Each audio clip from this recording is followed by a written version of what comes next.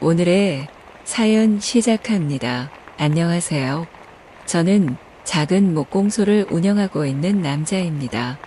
회사를 그만두고 목공 공방을 운영한 지 7년 정도 되었네요. 그전에는 일반 목자재 수입 회사를 다니다가 목공일에 관심이 생겨서 배우게 되었고, 큰 목공소를 운영하다 힘에 부쳐 작은 공방을 차리게 되었습니다. 외곽이기는 하지만 또 도심에서 멀지 않아 많은 분들이 찾아주고 계셔서 다행히 잘 운영되고 있습니다. 처음에는 큰 가구를 만드는 걸 했는데 아무래도 다들 좀 부담스러워 하셔서 요즘에는 작은 도마나 접시 서랍장 같은 걸 만듭니다. 제 이야기는 이 정도로 하고, 요즘 제 마음속에 들어온 꾀꼬리 같은 분이 하나 계십니다. 어느 날 공방에 등록 상담을 하고 싶으시다면서 찾아오신 분이 계셨는데요.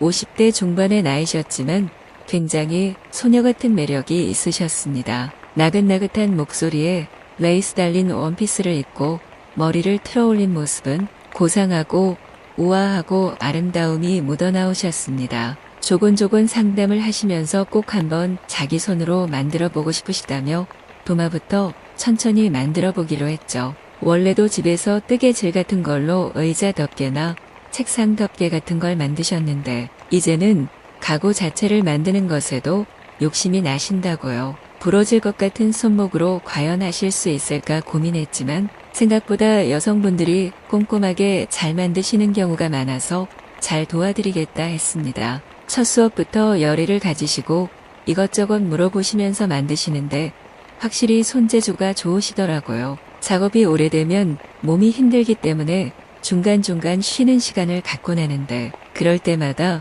시집을 읽으시거나 노래를 들으셨습니다. 나무를 웃으면서 어루만지시는데 꼭 숲의 요정이 나무와 대화하는 것 같은 느낌이었습니다. 배움에 대한 열의도 상당하시고 대화하실 때 말투나 어투에서 우아함이 그대로 묻어나오시는 분이었습니다. 꽃무늬 천으로 작은 컵받침도 만들어주시고 벽에 뜨개실로 만든 장식도 가져다 주시고 오래 다니실수록 제 공방에도 그분의 흔적들이 남기 시작했습니다. 처음에는 그냥 참 아름답고 우아한 분이다 생각했는데 어느 순간부터 그분이 오시는 날만 기다리게 되더군요. 꾀꼬리 같은 목소리로 제잘제잘 이야기를 할 때면 젊은 날 청년 시절로 돌아간 기분이 들었습니다. 당연히 제가 선생이니 잘하는 것이 맞는데도 매시간 칭찬과 감탄을 아끼시지 않는 모습에 설레이는 감정이 커졌습니다. 새로운 수납함을 만들고자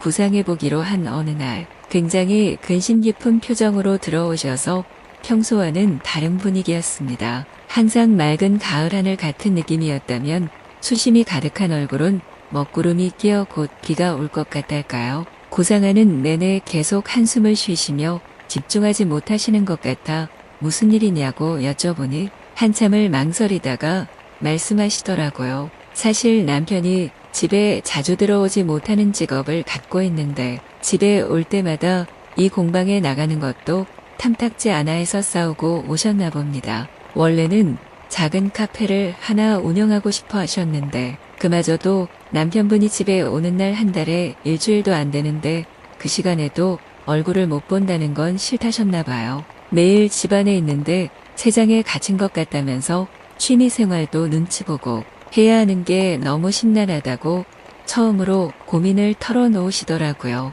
아이들도 다 키워놓아서 외곽에 있는 도시로 이사오고 편하게 지내려고 했던 건데 이제 가까이에 친구들도 없다면서요. 안쓰럽기도 하고 공방에 오는 것까지 그렇게 눈치 줄 일인가 이해도 안 가는데 뭐라고 말하기가 어렵더라고요. 저도 모르는 새 공방에 안 나오시면 속상할 것 같다고 꼭 계속 나와주셨으면 좋겠다 이야기를 했습니다. 저를 옥구슬 같은 눈으로 바라보시더니 제 어깨에 살포시 기대시면서 선생님의 멋진 손을 볼 수 없다면 저도 너무 슬플 것 같아요 하시더라고요. 그 순간 제 속에 참고 있던 남자의 본능과 애정이 폭발하는 것 같았습니다. 꼭 안아드리면서 앞으로도 쭉 나와주셨으면 좋겠다, 매일매일 보고 싶다 이야기를 했더니 품속으로 파고드시더군요. 그때부터 저희 사랑은 시작된 것 같습니다. 처음에는 정말 배움을 위해서 방문하셨는데 저와 같이 있으면서 마음이 기울기 시작하셨다더군요. 매일 남편은 오지 않고 아이들도 다 커서 유학이다 취업이다 나가 있으니 너무 외롭다고요. 취미 생활을 위해서 시작했는데 처음에는 우직한 손에서 팔과 어깨로 그리고 눈과 심성으로 마음이 옮겨간 것 같다고 이야기하셨어요. 그 말을 하는 모습도 어찌나 꾀꼬리 같고 사랑스럽던지 제가 남편이라면 집을 비우기 싫을 것 같았습니다. 이렇게 아름다우니 공방에 취미로 나가는 것도 걱정되고 불안한 걸까 생각도 들었습니다. 하지만 이미 저는 새로운 사랑에 빠져버렸고 이분도 저와의 사랑에 많이 의지하고 기대시는 것 같습니다. 일부러 아무도 없는 시간에 수업을 잡아서 둘이서만 애정 표현을 하면서 무언가를 만들기도 하고 공방을 닫고 근처로 놀러도 다닙니다. 특히나 호숫가를 좋아하셔서 제 길을 따라 달리면 소녀처럼 한박 웃음을 짓는데 세상이 다 밝아지는 기분입니다. 앞으로도 제가 이 웃음을 오래오래 지켜주고 더 자유롭게 해주고 싶은 마음입니다. 다행히 남편분이 출장이 잦은 직업이셔서 데이트하기 편안한 것은 감사한 부분입니다. 얼마 전에는 숲이 보고 싶다고 해서 수목원에 갔다가 처음으로 같이 밤을 보내게 되었습니다. 수줍은 표정에 하얗고 가녀린 손목을 볼 때마다 진짜 청년 시절로 돌아간 것처럼 없던 힘도 솟아나는 것 같았습니다. 등산도 한 적이 있는데 제가 등산이 취미라고 하니 따라 나서고 싶다더라고요. 그 가녀린 몸에서 체력이 어쩜 그렇게 좋은지 힘들다 소리하지 않고 잘 따라와 주었습니다. 다른 여성분들은 힘들다 내려가자 은근히 눈치 줄 법한데 그런 것 하나 없이 정상까지 함께 올라갔습니다. 워낙 하얗고 투명한 피부라 정상까지 올라가니 빨갛게 물든 볼까지도 사랑스럽더군요. 위유내강이라는 표현이 딱 맞는 사람입니다.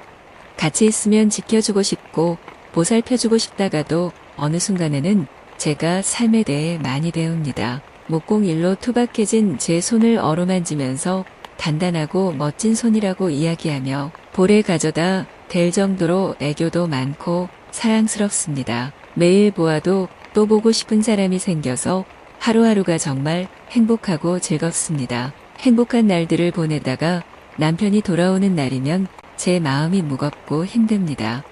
그분도 집으로 돌아가고 싶어 하시지 않고 힘들어합니다. 인생 황혼의 시기에서 이렇게 사랑을 주고 받을 수 있는 사람을 만나게 될 거라곤 생각도 못했습니다. 아내를 떠나보낸 지 벌써 9년이 되었는데 그동안 사랑을 한 번도 느낀 적이 없다가 처음으로 느낍니다. 매일이 아니라 평생을 함께하고 싶은 이 마음을 어찌하면 좋을까요?